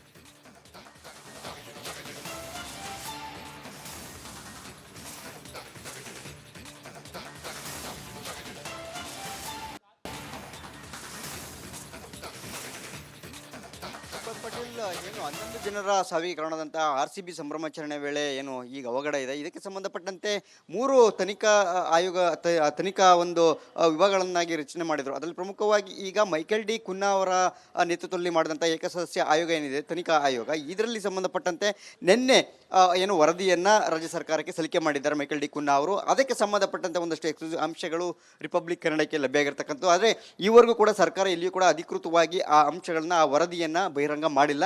ಸದ್ಯ ನಮಗೆ ಆಪ್ತ ಮೂಲಗಳ ಒಂದಷ್ಟು ಮಾಹಿತಿ ಪ್ರಕಾರ ಒಂದಷ್ಟು ಕೆಲ ಅಂಶಗಳನ್ನು ಉಲ್ಲೇಖ ಆಗಿರತಕ್ಕ ಬಗ್ಗೆ ನಮಗೆ ಮಾಹಿತಿ ಸಿಕ್ಕಿರ್ತಕ್ಕಂಥದ್ದು. ಅದರ ಬಗ್ಗೆ ಹೇಳೋದಾದರೆ ಈಗ ಪ್ರಮುಖವಾಗಿ RCB ಹಾಗೆಯೇ DNA ಮತ್ತು KSCA ಅವರೇ ಪ್ರಮುಖವಾಗಿ ಈ ಸಂಭ್ರಮಾಚರಣೆ ವೇಳೆ ಆದಂಥ ಅವಘಡಕ್ಕೆ ಕಾರಣ ಅಂತಕ್ಕಂಥದ್ರ ಬಗ್ಗೆ ಭಾಳ ಸ್ಪಷ್ಟವಾಗಿ ಉಲ್ಲೇಖ ಮಾಡಿದ್ದಾರೆ ಅಂತಕ್ಕಂಥದ್ದು ಸದ್ಯಕ್ಕೆ ಇರುವಂತಹ ಮಾಹಿತಿ. ಇದು ಒಂದು ಕಡೆ. ಆದರೆ ಮತ್ತೊಂದು ಕಡೆ ಗುಪ್ತಚರ ವೈಫಲ್ಯದ ಬಗ್ಗೆಯೂ ಕೂಡ ಭಾಳ ಸ್ಪಷ್ಟವಾಗಿ ಹೇಳಿದ್ದಾರೆ. ಯಾಕೆಂದರೆ ಗುಪ್ತಚರ ವೈಫಲ್ಯ ಕೂಡ ಇಲ್ಲಿ ಆಗಿರ್ತಕ್ಕಂಥ, ಯಾಕೆಂದರೆ ಇಂತಹ ಒಂದು ಸಂಭ್ರಮಾಚರಣೆ ಸಾಕಷ್ಟು ಲಕ್ಷಾಂತರ ಜನ ಬರುವಂಥ ಸಾಧ್ಯತೆಗಳು ಇದ್ರೂ ಕೂಡ, ಇಷ್ಟೆಲ್ಲ ಮಾಹಿತಿ ಇದ್ರೂ ಕೂಡ ಎಲ್ಲ ಒಂದು ಕಡೆ ಆ ಮಾಹಿತಿ ಇದ್ರೂ ಕೂಡ ಸರ್ಕಾರಕ್ಕೆ ತಲುಪಿಸೋದ್ರಲ್ಲಿ ಏನು ವಿಫಲ ಆದ್ರ ಜೊತೆಗೆ ಸೂಕ್ತ ಬಂದೋಬಸ್ತನ್ನು ಕೂಡ ಕೈಗೊಳ್ಳೋದ್ರಲ್ಲಿ ವಿಫಲ ಆದ್ರು ಅಂತಕ್ಕಂತಹ ಅಂಶಗಳನ್ನ ಕೂಡ ಉಲ್ಲೇಖ ಮಾಡಿರುವಂತಕ್ಕಂಥದ್ದು ಗೊತ್ತಾಗ್ತಾ ಇರ್ತಕ್ಕಂಥದ್ದು. ಇದು ಒಂದು. ಮತ್ತೊಂದು ಇದ್ರ ಜೊತೆಗೆ ಪೊಲೀಸ್ನವ್ರಿಗೆ ಏನು ಸಂಭ್ರಮಾಚರಣೆ ಆಗುತ್ತೆ, RCB ಸಂಭ್ರಮಾಚರಣೆ ಮತ್ತು ಅಲ್ಲಿ RCB ಗೆದ್ದಂಥ ದಿನ ಎರಡೂ ಕೂಡ ಕೇವಲ ಒಂದು ದಿನವೂ ಕೂಡ ಗ್ಯಾಪ್ ಇಲ್ಲ. ಅವತ್ತು ಮಾರನೇ ದಿನವೇ ಏಕಾಏಕಿ ತರಾತುರಿಯಲ್ಲಿ ಏನು ಸಂಭ್ರಮಾಚರಣೆಯನ್ನು ಮಾಡ್ತಾರೆ RCB ಸ್ಟೇಡಿಯಂನಲ್ಲಿ. ಸೊ ಇದು ಏನಾಗುತ್ತೆ ಕ್ರಿಕೆಟ್ ಸ್ಟೇಡಿಯಂನಲ್ಲಿ ಆಗುವಂಥದ್ದು. ಈ ಸಂಬಂಧಪಟ್ಟಂತೆ ಅಂದರೆ ಪೊಲೀಸ್ನವ್ರಿಗೆ ಸಮಯ ಅವಕಾಶವೇ ಸಿಗಲಿಲ್ಲ ಅಂತಕ್ಕಂಥದ್ರ ಬಗ್ಗೆ ಕೂಡ ಉಲ್ಲೇಖ ಆಗಿರ್ತಕ್ಕಂಥದ್ದು. ವಿಜಯೋತ್ಸವಕ್ಕೆ ಸಂಬಂಧಪಟ್ಟಂತೆ ಅಲ್ಲಿ ಬಂದೋಬಸ್ತನ್ನು ಕೈಗೊಳ್ಳೋದಕ್ಕೆ ಅವರಿಗೆ ಸರಿಯಾದಂತಹ ಒಂದು ಸಮಯ ಅವಕಾಶ ಸಿಗದೆ ಹೋಗಿರ್ತಕ್ಕಂಥದ್ರ ಬಗ್ಗೆಯೂ ಕೂಡ ರಿಪೋರ್ಟ್ನಲ್ಲಿ ಉಲ್ಲೇಖ ಆಗಿರ್ತಕ್ಕಂಥದ್ದು.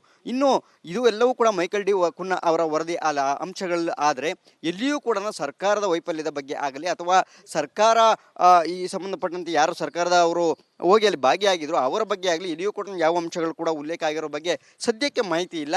ಅಧಿಕೃತವಾಗಿ ಇನ್ನೇನು ಕೆಲವೇ ಕ್ಷಣಗಳಲ್ಲಿ ಏನು ಮೈಕಲ್ ಡಿ ಕುನ್ನಾ ಅವರ ವರದಿ ಅಂಶಗಳನ್ನು ಸರ್ಕಾರವೇ ಅಧಿಕೃತವಾಗಿ ಬಿಡುಗಡೆ ಮಾಡುವಂಥ ಸಾಧ್ಯತೆಗಳಿರ್ತಕ್ಕಂಥದ್ದು.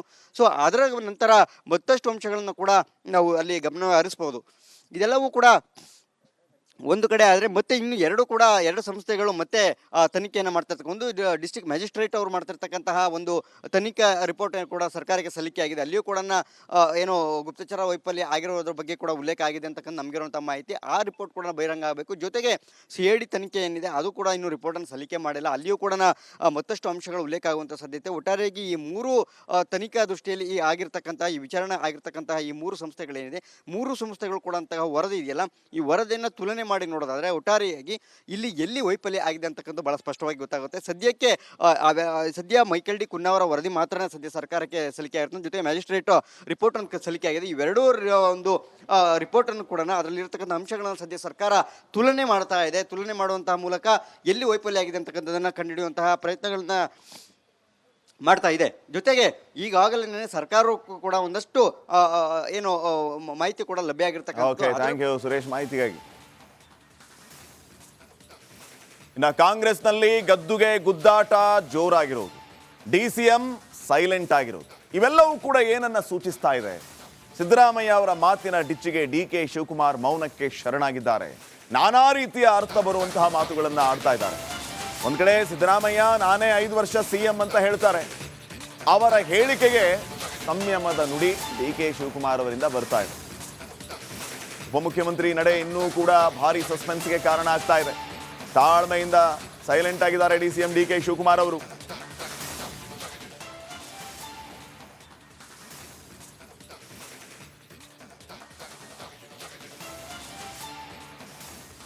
ಪವರ್ ಶೇರಿಂಗ್ ಕಿಚ್ಚು ಕಾಂಗ್ರೆಸ್ನನ್ನ ಸುಡ್ತಾ ಇದೆ. CM ಮಾತಿನ ಏಟಿಗೆ DCM ಮೌನಕ್ಕೆ ಜಾರಿದ್ದಾರೆ. DK ಶಿವಕುಮಾರ್ ಸೈಲೆಂಟ್ ಕುತೂಹಲಕ್ಕೆ ಕಾರಣ ಆಗಿದೆ. ಒಂದು ವರದಿ ಇದೆ, ಬನ್ನಿ ನೋಡೋಣ. ಕುರ್ಚಿ ಕಾಳಗದಲ್ಲಿ ಮತ್ತೆ ಸೋತ್ರ DCM DKಶಿ.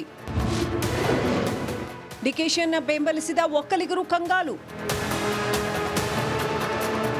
5 ವರ್ಷ ನಾನೇ ಮುಖ್ಯಮಂತ್ರಿ. ದೆಹಲಿಯಲ್ಲಿ ಕುಳಿತು CM ಆಡಿದ ಮಾತು ಪವರ್ ಶೇರಿಂಗ್ ಫೈಟ್ನಲ್ಲಿ ದೊಡ್ಡ ಸದ್ದು ಮಾಡಿದೆ. ಈ ಬೆನ್ನಲ್ಲೇ ಸಿದ್ದರಾಮಯ್ಯ ಖರ್ಗೆ ಭೇಟಿಯಾಗಿ ಚರ್ಚಿಸಿದ್ದಾರೆ. ಈ ಮಾತಿಗೆ ಉತ್ತರ ಕೊಡಬೇಕಿದ್ದ DCM DK ಶಿವಕುಮಾರ್ ಮೌನಕ್ಕೆ ಜಾರಿದ್ದಾರೆ. ರಾಜ್ಯ ರಾಜಕಾರಣದಲ್ಲಿ ಅಧಿಕಾರ ಹಸ್ತಾಂತರ ಚರ್ಚೆ ಜೋರಾಗಿದೆ. ಬೆನ್ನಲ್ಲೇ ಸಿದ್ದರಾಮಯ್ಯ ಹಾಗೂ DK ಶಿವಕುಮಾರ್ ಕಳೆದ 2 ದಿನಗಳಿಂದ ದೆಹಲಿಯಲ್ಲಿ ಟೂರ್ ಮುಗಿಸಿ ವಾಪಸ್ ಬಂದಿದ್ದಾರೆ. ಆದರೆ ದೆಹಲಿಯಲ್ಲಿ ಕುಳಿತು CM ಆಡಿದ ಮಾತು ಪವರ್ ಶೇರಿಂಗ್ ಫೈಟ್ನಲ್ಲಿ ದೊಡ್ಡ ಸದ್ದು ಮಾಡಿದೆ. ಈ ಬೆನ್ನಲ್ಲೇ ಸಿದ್ದರಾಮಯ್ಯ ಖರ್ಗೆ ಭೇಟಿಯಾಗಿ ಚರ್ಚಿಸಿದ್ದಾರೆ. ಈ ಮಾತಿಗೆ ಉತ್ತರ ಕೊಡಬೇಕಿದ್ದ DCM DK ಶಿವಕುಮಾರ್ ಮೌನಕ್ಕೆ ಜಾರಿದ್ದಾರೆ. ಅದೇ ಪರಿಸ್ಥಿತಿಯಲ್ಲಿ ಇದರ ಅಂತ ಹೈಕಮಾಂಡ್ ಭೇಟಿ ಮಾಡಿದ್ರಿ. ನಿಮ್ಗೆ ಯಾಕೆ ನಮ್ ವಿಚಾರ ಅಷ್ಟಾಕೆ ತಾವು ಗಾಬರಿ ಮಾಡ್ಕೊತಾ ಇದ್ದೀರಾ? ಗಾಬರಿ ನಮ್ಗೆ ಇಲ್ಲ. ಗಾಬರಿ ಕಾಂಗ್ರೆಸ್ ಪಕ್ಷ ಇರೋದೇ ಒಂದು. ಕಾಂಗ್ರೆಸ್ ಏನ್ ಕೊಡ್ತು ನನಗೆ? ಮೆಂಬರ್ ಮಾಡ್ಲಿಲ್ಲ, ಚೇರ್ಮನ್ ಮಾಡ್ಲಿಲ್ಲ, ಮಂತ್ರಿ ಮಾಡ್ಲಿಲ್ಲ, ಮುಖ್ಯಮಂತ್ರಿ ಮಾಡ್ಲಿಲ್ಲ, ದೊಡ್ಡ ಸೆಂಟ್ರಲ್ ಮಿನಿಸ್ಟರ್ ಮಾಡ್ಲಿಲ್ಲ, ಗವರ್ನರ್ ಮಾಡ್ಲಿಲ್ಲ, ಪಂಚಾಯತಿ ಮೆಂಬರ್ ಮಾಡ್ಲಿಲ್ಲ ಅನ್ನೋದು ಮುಖ್ಯ ಅಲ್ಲ. ಈ ಧ್ವನಿಗೆ ನಿಮಗೆ ಕೊಡ್ತಲ್ಲ, ಈ ಮಾತಾಡೋ ಧ್ವನಿ ಕೊಟ್ಟಿದೆಯಲ್ಲ ಕಾಂಗ್ರೆಸ್ ಪಕ್ಷ. ಬೇರೆ ಪಾರ್ಟಿ ಧ್ವನಿ ಎಲ್ಲ ನಿಮ್ಗೆ ಕೊಡಕ್ ಆಯ್ತಿರ್ಲಿಲ್ಲ. ನನಗೆ ಬೇರೆ ಪಾರ್ಟಿ ನನಗೆ ಈ ಚೇರ್ ಕೊಡಕ್ ಆಯ್ತಿರ್ಲಿಲ್ಲ. ಇವತ್ತು ಯಾವ ಸ್ಥಾನದಲ್ಲಿ ನಾನಿದ್ದೀನೋ ಇಲ್ಲ ಎಷ್ಟೋ ಜನ ನಮ್ಮ ಲೀಡರ್ಸ್ ಇದ್ದಾರೋ ಅವ್ರಿಗೆ ಬೇರೆಯವ್ರಿಗೆ ಯಾರಿಗೂ ಈ ಸ್ಥಾನ ಕೊಡಕ್ ಆಗ್ತಿರ್ಲಿಲ್ಲ ಬೇರೆ ಪಾರ್ಟಿಲೆಲ್ಲ. ನಮ್ಮ ಪಾರ್ಟಿ ಮಾತ್ರ ಈ ಸ್ಥಾನವನ್ನ ಕೊಡ್ಲಿಕ್ಕೆ ಸಾಧ್ಯ. ನಾನೇ ಪೂರ್ಣಾವಧಿ ಸಿಎಂ ಅಂತ ಸಿದ್ದರಾಮಯ್ಯ ಹೇಳ್ತಿದ್ರು. ಡಿಸಿಎಂ ಡಿಕೆ ಶಿವಕುಮಾರ್ ಮಾತ್ರ ಯಾವುದೇ ರೀತಿ ರಿಯಾಕ್ಟ್ ಮಾಡ್ತಿಲ್ಲ. ಆದರೆ ಹೈಕಮಾಂಡ್ ಹೇಳಿದ ಮಾತಿಗೆ ಮಾತ್ರ ಬದ್ಧ ಎಂದಿದ್ದಾರೆ.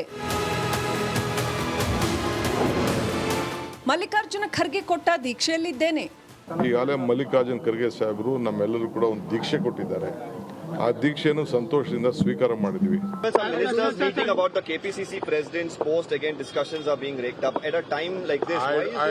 I don't know. You have to ask them. I'm not a spokesman to any of them. I'm only spokesman to the Congress party here.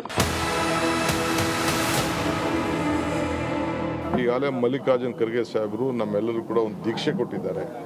ಆ ದೀಕ್ಷೆಯನ್ನು ಸಂತೋಷದಿಂದ ಸ್ವೀಕಾರ ಮಾಡಿದ್ವಿ.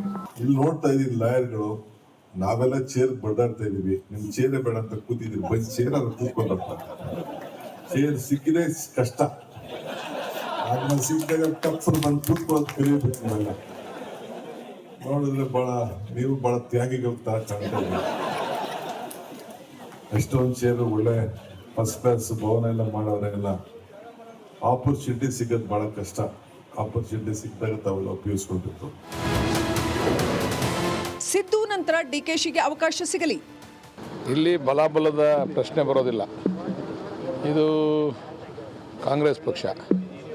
ಇಲ್ಲಿ ಹೈಕಮಾಂಡ್ನ ತೀರ್ಪೇ ಅಂತಿಮ. ಬಟ್ ನಾವು CM ಅವರು 5 ವರ್ಷ ಇರ್ತಾರೋ ಇನ್ನು 10 ವರ್ಷ ಇರ್ತಾರೋ ಅದು ಪ್ರಶ್ನೆ ನಮಗೆ ಗೊತ್ತಿಲ್ಲ. ಆದರೆ CM ಅವರ ನಂತರ ನಮ್ಮ DK ಶಿವಕುಮಾರ್ ಅವರಿಗೆ ಕೊಡಬೇಕು ಅಂತಕ್ಕಂಥದ್ದು ನಮ್ಮ ಅಭಿಪ್ರಾಯ. ಡಿಕೆಶಿಗೆ ಸದ್ಯ ಯಾವುದೇ ದಾರಿ ಇಲ್ಲ. ಪವರ್ ಫಾರ್ಮುಲಾದಂತೆ ಡಿಸೆಂಬರ್ವರೆಗೆ ಕಾಯಬೇಕು. ಸಿಎಂ ಸ್ಥಾನಕ್ಕೆ ಆತುರ ಪಡದೆ ಮೌನಿಯಾಗಿದ್ದು ಮುಖ್ಯಮಂತ್ರಿ ಮಾಡುವಂತೆ ಸೋನಿಯಾ ರಾಹುಲ್ ಮುಂದೆ ಪಟ್ಟು ಹಿಡಿಯುವುದು ಒಂದೇ ದಾರಿಯಾಗಿದೆ. ಕಾಂಗ್ರೆಸ್ ಪಾರ್ಟಿ ಯಾರೇ ಅಧ್ಯಕ್ಷರಿದ್ದು ಇದೇ ಥರ ಕೆಲಸ ಮಾಡ್ತಾ ಇದ್ರು ಅಂತ ಹೇಳಿದ್ರೆ DK ಶಿವಕುಮಾರ್ಗೆ 3 ನಯಾ ಪೈಸದ ಬೆಲೆ ಇಲ್ಲ ಅಂತ ಇದರಿಂದ ಸ್ಪಷ್ಟವಾಗಿ ಸಾರಾಸಟವಾಗಿ ಸಿದ್ದರಾಮಯ್ಯನವರು ತಿರಸ್ಕಾರ ಮಾಡಿದ್ದಾರೆ. ಹಳೆ ಮೈಸೂರು ಭಾಗದಲ್ಲಿ ಕಾಂಗ್ರೆಸ್ ಜಾಸ್ತಿ ಬರೋದಕ್ಕೆ ಕಾರಣ DK ಶಿವಕುಮಾರ್ ಮುಖ್ಯಮಂತ್ರಿ ಆಗ್ತಾರೆ ಅಂತ ದೃಷ್ಟಿಯಿಂದಲೇ ನಾವು 2030-40 ಸೀಟ್ ಕಳ್ಕೊಂಡಿರ್ತಕ್ಕಂಥದ್ದು ನಮಗೂ ಗೊತ್ತಿದೆ.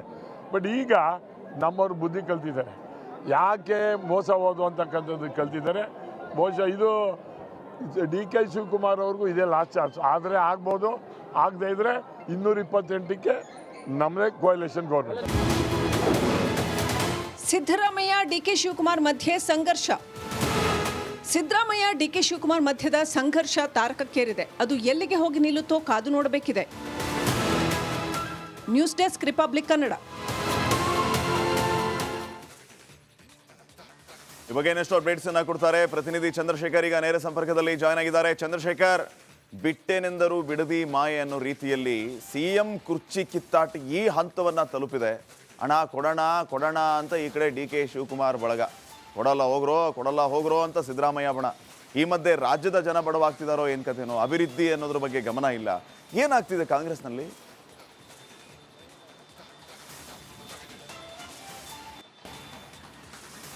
ಶ್ರೀಪಾದ್ ಪಾಟೀಲ್, ಖಂಡಿತವಾಗ್ಲೂ ಕಾಂಗ್ರೆಸ್ನ ಪರಿಸ್ಥಿತಿ ಯಾವ ರೀತಿ ಇದೆ ಅಂದರೆ CM ಯಾರು ಅನ್ನುವಂಥ ಗೊಂದಲದಲ್ಲೇ ಇದ್ದಂಥದ್ದು. ಆದರೆ ಈಗ ಮುಖ್ಯಮಂತ್ರಿಗಳು ದೆಹಲಿಯಲ್ಲಿ ಭಾಳ ಸ್ಪಷ್ಟಪಡಿಸಿದ್ದಾರೆ ಸಿದ್ದರಾಮಯ್ಯನವರು, 5 ವರ್ಷ ನಾನೇ ಮುಖ್ಯಮಂತ್ರಿ ಅನ್ನೋಂಥದ್ದು.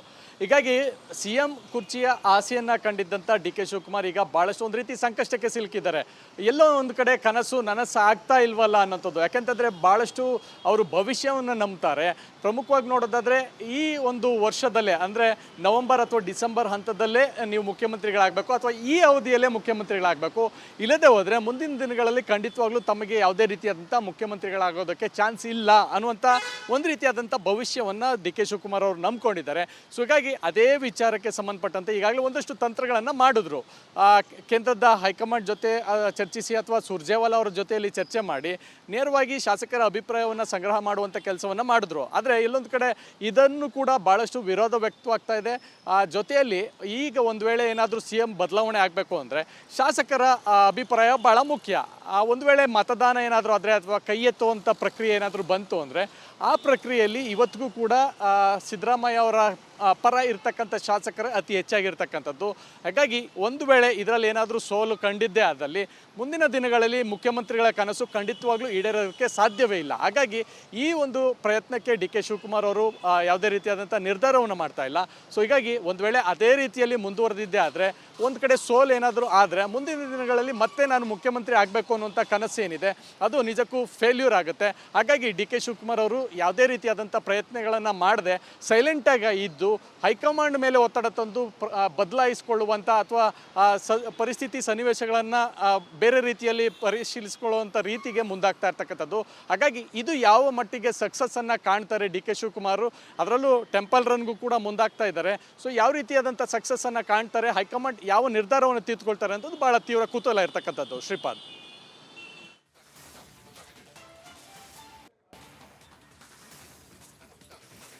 ಈ ಕಡೆ ಕಾಂಗ್ರೆಸ್ನಲ್ಲಿ ಸಿಎಂ ಕುರ್ಚಿ ಜಟಾಪಟಿ ಜೋರಾಗ್ತಾ ಇದ್ರೆ ಆ ಕಡೆ ಸಾಲ ತೀರಿಸಲಾಗದೆ ರೈತ ಆತ್ಮಹತ್ಯೆಗೆ ಶರಣಾಗಿರುವಂತಹ ಘಟನೆ ನಡೆದಿದೆ.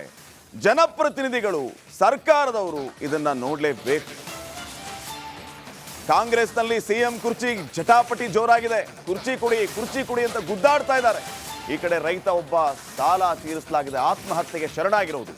ಕುಂದಗೋಳ ತಾಲೂಕಿನ ಭರದ್ವಾಡ ಗ್ರಾಮದ ರವಿರಾಜ್ ಜಾಡರ್ ಆತ್ಮಹತ್ಯೆಗೆ ಶರಣಾಗಿರುವಂತಹ ರೈತ. ಧಾರವಾಡ ಜಿಲ್ಲೆ ಕುಂದಗೋಳ ತಾಲೂಕಿನ ಭರದ್ವಾಡ ಗ್ರಾಮದಲ್ಲಿ ಕೃಷಿಗಾಗಿ 2.5 ಲಕ್ಷ ಸಾಲ ಮಾಡಿಕೊಂಡಿದ್ರು ಪಾಪ ಈ ರೈತ. ಸಾಲ ತೀರಿಸಲಾಗದೆ ಆತ್ಮಹತ್ಯೆಗೆ ಶರಣಾಗಿರುವಂತಹ ಘಟನೆಯೊಂದು ನಡೆದಿದೆ. ಧಾರವಾಡ ಜಿಲ್ಲೆಯ ಕುಂದಗೋಳ ತಾಲೂಕಿನ ಭರದ್ವಾಡ ಗ್ರಾಮದಲ್ಲಿ ನಡೆದಿರುವಂತಹ ಒಂದು ಘಟನೆ. ಪರಿಹಾರ ದುಡ್ಡು ಬರಲಿಲ್ಲ, ಯಾರು ಪ್ರಶ್ನೆ ಮಾಡಲಿಲ್ಲ, ರೈತ ಆತ್ಮಹತ್ಯೆಗೆ ಶರಣಾಗಿರುವಂತಹ ಘಟನೆ ನಡೆದಿದೆ. ನೋಡ್ಬೇಕಿದನ್ನೆಲ್ಲ ಸರ್ಕಾರ.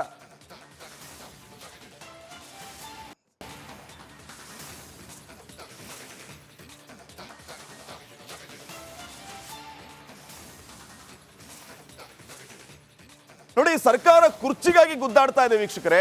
ರೈತರು ಇಲ್ಲಿ ಆತ್ಮಹತ್ಯೆಯಿಂದ ಸಾಯ್ತಾ ಇದ್ದಾರೆ. ಸಂಬಂಧಪಟ್ಟ ಅಧಿಕಾರಿಗಳು ಏನ್ ಮಾಡ್ತಾ ಇದ್ದಾರೆ? ಸಿಎಂ ನಾನು ರೈತನ ಮಗ ಅಂತ ಹೇಳ್ತಾರೆ, DCM ನಾವು ರೈತ ಕುಟುಂಬದಿಂದ ಬಂದವರು ಅಂತ ಹೇಳ್ತಾರೆ. ನೋಡಿ, ರೈತರು ಆತ್ಮಹತ್ಯೆಗೆ ಶರಣಾಗ್ತಾ ಇದ್ದಾರೆ. ನೀವು ಬರೀ ಕುರ್ಚಿಗಾಗಿ ಗುದ್ದಾಡಿ ಬಡದಾಡಿ, ಈ ಕಡೆ ರೈತರು ಸಾಲ ತೀರಿಸಲಾಗದೆ ಆತ್ಮಹತ್ಯೆಗೆ ಶರಣಾಗ್ತಾ ಇದ್ದಾರೆ. ಯಾರು ನಮ್ಮನ್ನ ಆಳ್ತಾ ಇರೋರು? ಉಸ್ತುವಾರಿ ಸಚಿವರು ಏನ್ ಮಾಡ್ತಾ ಇದ್ದೀರಿ? ಕೃಷಿ ಸಚಿವರು ಏನ್ ಮಾಡ್ತಾ ಇದ್ದೀರಿ? ನಿಮಗೇನಾದರೂ ನಾಚಿಕೆ, ಮಾನ, ಮರ್ಯಾದೆ ಇದೆಯಾ? ಸಂಬಂಧಪಟ್ಟ ಅಧಿಕಾರಿಗಳು ಯಾರು ಪರಿಹಾರಕ್ಕಾಗಿ ವಿಳಂಬ ಮಾಡಿದ್ರೋ, ಯಾರು ತಾರತಮ್ಯ ಮಾಡಿದ್ರೋ ಅಂಥವರನ್ನ ಡಿಸ್ಮಿಸ್ ಮಾಡಿ ಮನೆ ಕಳಿಸ್ಬೇಕು. ಕೇಂದ್ರ ಸಚಿವರಿದ್ದಾರೆ ಆ ಭಾಗದ ಜೋಶಿ ಅವರು, ಹಾಗೇನೆ ಉಸ್ತುವಾರಿ ಸಚಿವರಿದ್ದಾರೆ, ಎಲ್ಲರೂ ಕೂಡ ಇದನ್ನು ಗಮನಿಸಬೇಕಲ್ವಾ? ಇವತ್ತು ನೀವು ಈ ರೀತಿ ತಾರತಮ್ಯ ಮಾಡ್ತಾ ಇರೋದಕ್ಕೆ ರೈತರು ಆತ್ಮಹತ್ಯೆಯನ್ನು ಮಾಡಿಕೊಳ್ತಾ ಇದ್ದಾರೆ. ನೀವು ನಿದ್ರೆಯಲ್ಲಿದ್ದರೆ ನಿಮ್ಮ ನಿದ್ರೆಯನ್ನ ಎಚ್ಚರಿಸುವಂತ ಕೆಲಸವನ್ನ ನಾವು ಮಾಡ್ತೀವಿ. ರೈತರ ಪರವಾಗಿ ನಾವಿರ್ತೀವಿ. ರೈತರು ಆತ್ಮಹತ್ಯೆಗೆ ಶರಣಾಗ್ತಾ ಇದ್ದಾರೆ. ನೋಡಿ, ಈ ಭರದ್ವಾಡ ಗ್ರಾಮದ ರೈತ ರವಿ ಜಾಡರ್ ಕೃಷಿ ಸಾಲವನ್ನ ತೀರಿಸಲಾಗದೆ ಆತ್ಮಹತ್ಯೆಗೆ ಶರಣಾಗಿದ್ದಾರೆ. ನಿಮಗೆ ಬರೀ ಕುರ್ಚಿ ಅರೆ ಕುರ್ಚಿ ಭ್ರಮೆಯಿಂದ ಆಚೆ ಬನ್ನಿ. ರಾಜ್ಯದಲ್ಲಿ ರೈತರು ಆತ್ಮಹತ್ಯೆ ಮಾಡ್ಕೊಳ್ತಾ ಇದ್ದಾರೆ, ಅದನ್ನ ಗಮನಿಸಿ. ಮಾನ ಮರ್ಯಾದೆ ಇದೆ ನಮಗೆ? ರೈತರು ಆತ್ಮಹತ್ಯೆಯನ್ನು ಮಾಡ್ಕೋತಾ ಇದ್ದಾರೆ. ರೈತರ ಪರವಾಗಿ ನಾವಿದ್ದೀವಿ ಅಂತ ಬರೀ ಹಸಿರು ಶಾಲನ್ನ ಹೆಗಲ ಮೇಲೆ ಹಾಕೊಂಡು ಹೇಳಿದ್ರೆ ಆಗಲಿಲ್ಲ. ರೈತರ ಕಣ್ಣೀರು ಒರೆಸುವಂತ ಕೆಲಸವನ್ನ ಮಾಡಿ. ಆ ಭಾಗದ ತಹಶೀಲ್ದಾರ್ ಇದನ್ನ ಗಮನಿಸಬೇಕು, JD ಗಮನಿಸಬೇಕು, DC ಇದನ್ನ ಗಮನಿಸಬೇಕು. ಕೂಡಲೇ ಅತಿ ಶೀಘ್ರ ಆತ್ಮಹತ್ಯೆ ಮಾಡಿಕೊಂಡಂತ ಭರದ್ವಾಡ ಗ್ರಾಮದ ರವಿ ಅವರ ಕುಟುಂಬಕ್ಕೆ ಪರಿಹಾರದ ದುಡ್ಡು ಬರಲಿಲ್ಲ ಅಂತಂದ್ರೆ ಮುಂದೆ ಭರದ್ವಾಡದ ರೈತರು ಉಗ್ರ ಹೋರಾಟವನ್ನ ಮಾಡೋದರಲ್ಲಿ ಸಂಶಯ ಇಲ್ಲ. ಎಚ್ಚರಿಸಲಿಲ್ಲ ಅಂತಂದ್ರೆ, ನೀವು ಎಚ್ಚರ ಆಗಲಿಲ್ಲ ಅಂತಂದ್ರೆ ನಿಮ್ಮನ್ನ ಎಚ್ಚರಿಸುವಂತ ಕೆಲಸ ನಾವು ಮಾಡಬೇಕಾಗತ್ತೆ. ಕಾರಣ ರೈತರು ಕಣ್ಣೀರು ಹಾಕ್ತಿದಾರ್ರಿ. ನಿಮ್ಮ ನಿರ್ಲಕ್ಷ್ಯಕ್ಕೆ, ನಿಮ್ಮ ಉಡಾಫೆಗೆ ರೈತರು ಬಲಿಯಾಗಬೇಕಾ? ಮಾನ ಮರ್ಯಾದೆ ಇಲ್ವಾ ನಿಮಗೆ? ಇನ್ನಾದರೂ ಎಚ್ಚೆತ್ಕೊಳ್ಳಿ, ಆ ಕುಟುಂಬಕ್ಕೆ ಪರಿಹಾರವನ್ನ ಕೊಡಿ. ಇಲ್ಲ ಅಂತಂದ್ರೆ ರಿಪಬ್ಲಿಕ್ ಕನ್ನಡ ರೈತರ ಪರವಾಗಿ ನಿಲ್ಲತ್ತೆ. ಇಂಥವರನ್ನ ಯಾರೆಲ್ಲ ನಿರ್ಲಕ್ಷ್ಯ ಮಾಡ್ತಾ ಇದ್ದಾರೆ ಅವರ ಚಳಿ ಬಿಡಿಸುವಂತಹ ಕೆಲಸವನ್ನ ಮಾಡುತ್ತೆ.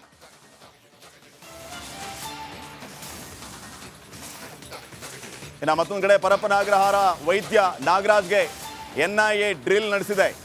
ನಾಗರಾಜ್ ಚಿಕಿತ್ಸೆ ನೀಡಿದ್ದ ಕೈದಿಗಳ ವಿಚಾರಣೆಗೆ ಪ್ಲಾನ್ ಮಾಡಿರುವಂಥದ್ದು, ಕೌನ್ಸಿಲಿಂಗ್ ಮಾಡಿರುವಂತಹ ಹಲವರ ಹೇಳಿಕೆಯನ್ನ ದಾಖಲಿಸುವುದಕ್ಕೆ ಸಿದ್ಧತೆಗಳಾಗ್ತಾ ಇದೆ. ಉಗ್ರ ಕೃತ್ಯಗಳಿಗೆ ಪರೋಕ್ಷವಾಗಿ ಬೆಂಬಲಿಸಿರುವಂತಹ ಶಂಕೆ ಕೂಡ ವ್ಯಕ್ತವಾಗ್ತಾ ಇದೆ. ಚಿಕಿತ್ಸೆಯ ನೆಪದಲ್ಲಿ ನೂರಾರು ಮೊಬೈಲ್ ಪೂರೈಕೆ ಬಳಕೆಗೆ ಎಲ್ಲ ವಿಚಾರ ಬೆಳಕಿಗೆ ಬಂದಿದೆ. NIA ಪ್ರಾಥಮಿಕ ತನಿಖೆಯಲ್ಲಿ ಸ್ಫೋಟಕ ಮಾಹಿತಿ ಬೆಳಕಿಗೆ ಬಂದಿರೋದು. ಜೈಲಿನ ಇಂಟರ್ನೆಟ್ ಪ್ರೋಟೋಕಾಲ್ ವಿವರ ಪಡೆಯೋದಕ್ಕೆ ಸಿದ್ಧತೆಗಳಾಗ್ತಾ ಇದೆ. NIA ತನಿಖೆಯಲ್ಲಿ ಲಕ್ಷಾಂತರ ರೂಪಾಯಿ ವಹಿವಾಟು ನಡೆದಿರೋದು ಪತ್ತೆಯಾಗಿದೆ. ನೋಡಿ ಯಾವ್ಯಾವ ಹೊತ್ತದಲ್ಲಿ ಯಾವ್ಯಾವ ಹಾವು ಆ ಕೈದಿ ಉಗ್ರರಿಗೆ ಇವರೆಲ್ಲ ಈ ರೀತಿ ಸಹಾಯ ಮಾಡಿದ್ದಾರೆ ಅನ್ನುವಂಥ ಬೆಚ್ಚಿ ಬೀಳಿಸೋ ವಿಚಾರ ಈಗ ಆಚೆ ಬಂದಿದೆ.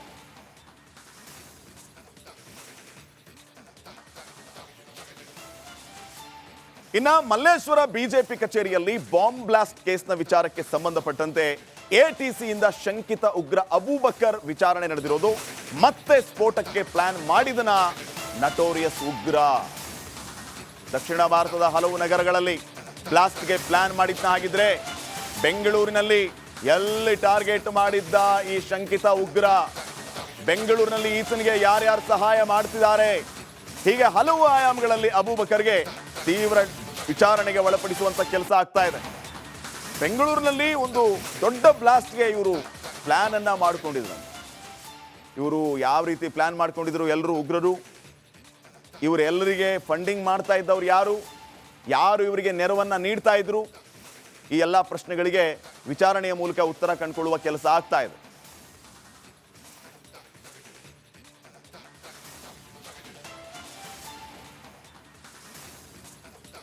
ಐನಾತಿ ಪತ್ನಿಯೊಬ್ಬಳು ಗಂಡನನ್ನೇ ಕೃಷ್ಣಾ ನದಿಗೆ ತಳ್ಳಿರುವಂತಹ ಘಟನೆ ನಡೆದಿದೆ. ಕಾಲು ಜಾರಿ ಬಿದ್ದ ಅಂತ ಕತೆ ಕಟ್ಟಿದ್ದಾಳೆ ಖತರ್ನಾಕ್ ಲೇಡಿ. ಯಾದಗಿರಿ ವಡಗೇರಾದ ಗುರ್ಜಾಪುರ ಬ್ರಿಡ್ಜ್ ಬಳಿ ನಡೆದಿರುವಂತಹ ಒಂದು ಘಟನೆ ಇದು. ವಡಗೇರಾದಿಂದ ರಾಯಚೂರಿನತ್ತ ಹೊರಟಿದ್ದ ಜೋಡಿ ನದಿ ಬಳಿ ಗಂಡನಿಗೆ ಸೆಲ್ಫಿ ತೆಗೆದುಕೊಳ್ಳೋಣ ಅಂತ ಪತ್ನಿ ಹೇಳ್ತಾಳೆ. ಸೆಲ್ಫಿ ವೇಳೆ ಗಂಡನನ್ನ ನದಿಗೆ ತಳ್ಳಿದ ಆರೋಪ ಈಗ ಕೇಳಿ ಬರ್ತಾ ಇದೆ. ಹಗ್ಗದ ಮೂಲಕ ವ್ಯಕ್ತಿಯನ್ನ ರಕ್ಷಣೆ ಮಾಡಿದ್ದಾಳೆ ಸ್ಥಳೀಯರು. ಕಾಲು ಜಾರಿ ಬಿದ್ದ ಅಂತ ಖತರ್ನಾಕ್ ಲೇಡಿ ಹೇಳಿದ್ದು, ಆದ್ರೆ ತಳ್ಳಿದ್ದು ಅನ್ನುವಂತಹ ಆರೋಪ ಕೇಳಿ ಬರ್ತಾ ಇದೆ.